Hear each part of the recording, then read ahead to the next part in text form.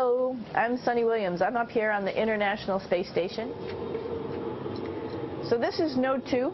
This is a really cool module.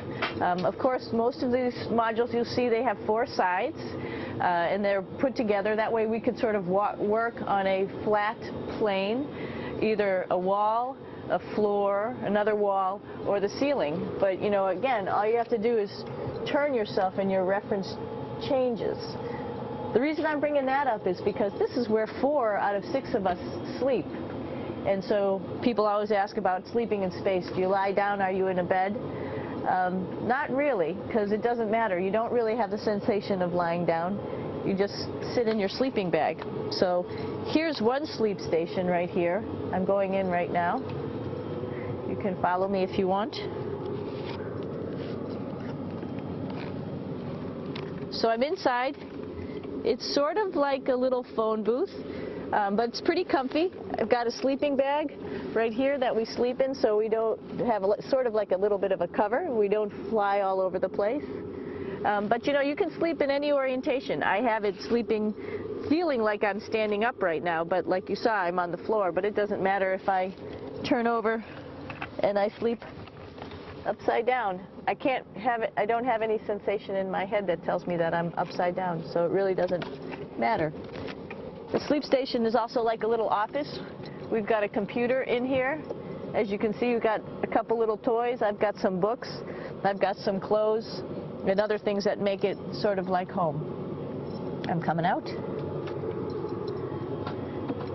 And just for reference, that's one sleep station. This one's another. Right here. There's one on the ceiling, if you want to call it. Right here. And then there's a 4th on the other wall over here. So all of us sleep in a little bit of a circle. All right, come on back. There's more to show you.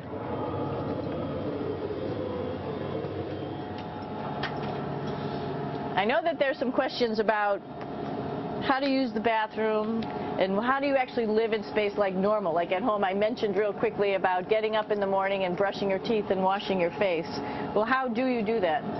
Well, here is the bathroom essentially. You get up in the morning and we have a little kit and it has all the essential things that you need, like your toothbrush and toothpaste and brush. See how much better the brush makes my hair look?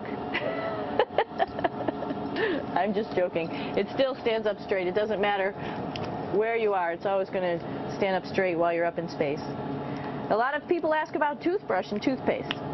So, luckily enough, toothpaste, you can do it upside right this way, is sticky, and so it sticks to your toothbrush. No problem. Another cool thing is that water sticks to your toothbrush too. If you can see it, I'll have some water come out. The water is pretty neat up in space. It'll stick to your toothbrush and it will make a big bubble,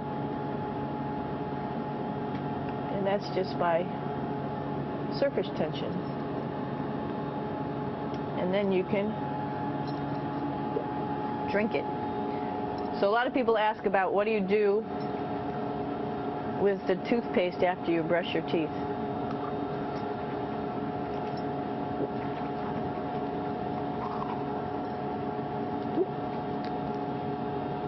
Two options. Swallow it, and it's sort of like mouthwash, but it tastes a little gross. Or you can just spit it out in a paper towel, and then you don't have to worry about it. Swallowing thing I wouldn't recommend at home. I'm only up here for 4 months, so it's not that bad.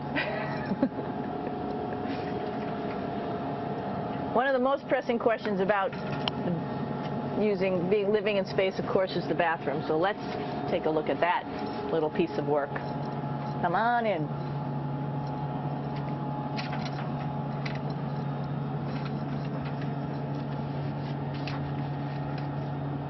Here we are at the throne.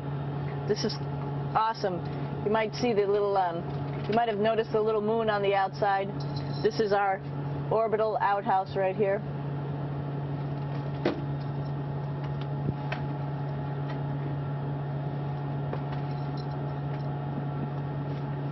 And of course, it serves for two functions. Number 2, right here. I'll show you. But you see it's pretty small, so you have to have pretty good aim, and you'll be ready to make sure things get let go the right direction. And it smells a little bit, so I'm closing it up. And that's of course for number 2. And this guy right here is for number 1. So there's sort of two slightly separate functions, but you can do a little, essentially both, by hanging on right here and doing number 1 and number 2. I might add it's color coded, so you really don't get it mixed up, which is nice. This is yellows for number 1. And also there's a selection of paper. People always ask about toilet paper. What do you do with toilet paper? What kind of toilet paper do you have? We have gloves just because sometimes it does get messy. We have some Russian wipes, which are a little bit coarse if you like the coarse type of toilet paper. We have some nice tissues, which are nice and soft if you like soft toilet paper. We have Huggies, just for any cleanup. You know, we were all babies once, and this sort of helps. And then if things get really out of control, we have disinfectant wipes, just to make sure we clean up here. Because, you know, just like the water I showed you, the number 1 stuff can sort of go all over the place if you don't aim correctly. And did I mention both of these have a little bit of suction, so they should keep things going in the right direction. But like I said, sometimes things get a little out of control if you are out of control yourself flying around. So we have lots of protective stuff. And of course, you do have your privacy. There's a little door, so other people know that you're in there.